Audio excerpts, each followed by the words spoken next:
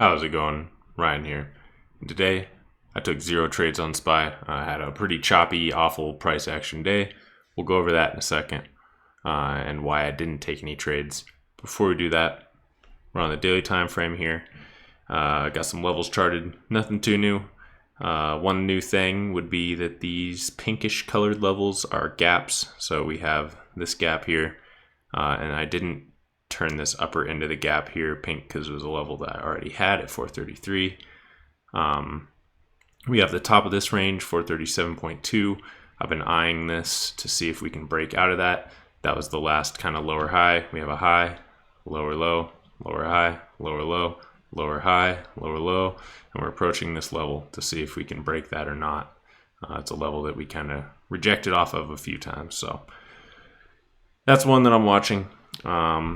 We have this at 435 pretty much.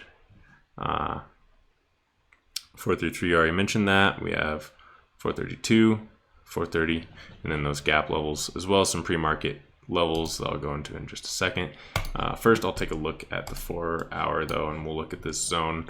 I was looking at a break above this level to see if we could break out, and then was targeting this area if we did do so. Reason being, you can see some of the price action in that area, as well as this day kind of rejecting off that high. So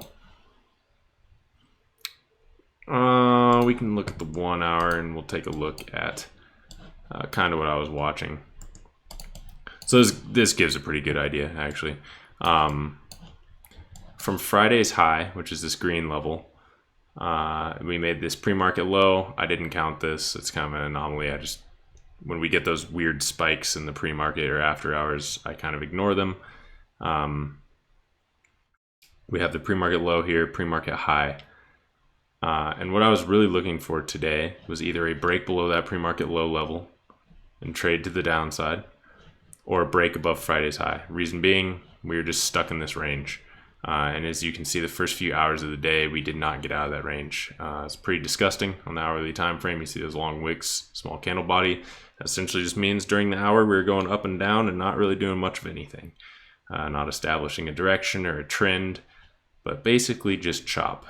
So this gives a pretty good view of what I was looking at and why I was waiting for a break to the upside or to the downside. To the downside, we had moves, room to move. To the upside, we had a little bit of room to move, but we had that level above us here that I'm really interested to see. We'll either get a nice rejection off of it, or if we break out, we should get a big move out of that. So either way, this is a level I'm watching. So just kind of hoping that we'd get out of this consolidation. If you look at the 4 hour, it's pretty clear as well. We're just stuck in this tight little range. So that's kind of super high overview of why I took 0 trades today. This is the 5-minute chart. We'll take a little look-ski here. There are some trades that you could have taken. For instance, the rejection off of pre-market high down to the pre-market low, like staying within that range, would have worked pretty well here. But nonetheless, still pretty choppy. We were just kind of chopping around all day. If you see some of this price action, nothing that I really was interested in trading. Like I said, you could definitely scalp. You could scalp some levels, scalp off the pre-market high. We rejected off that a couple times. Off this 435 level, we got some bounces. But other than that, we didn't really establish a trend. We didn't get any breakouts.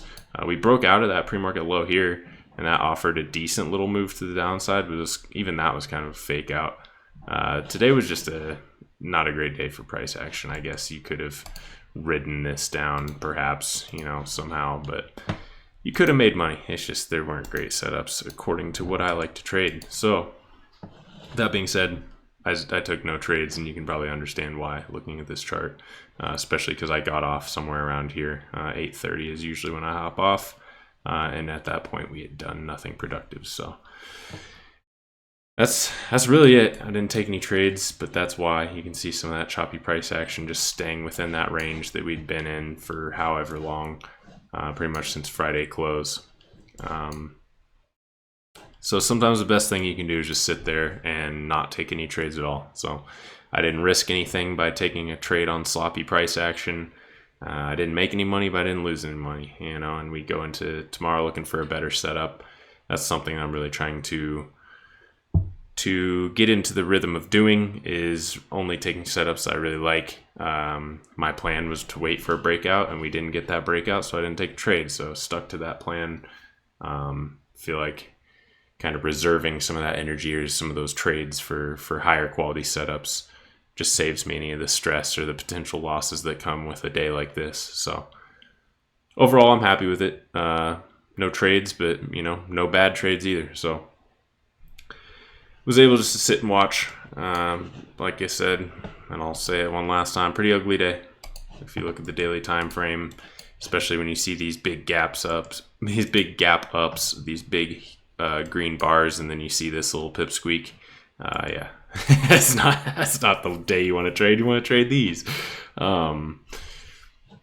That's all I have for you. I appreciate you watching. Thank you very much. I do trade live. I stream on this channel Monday through Friday. I'm trading.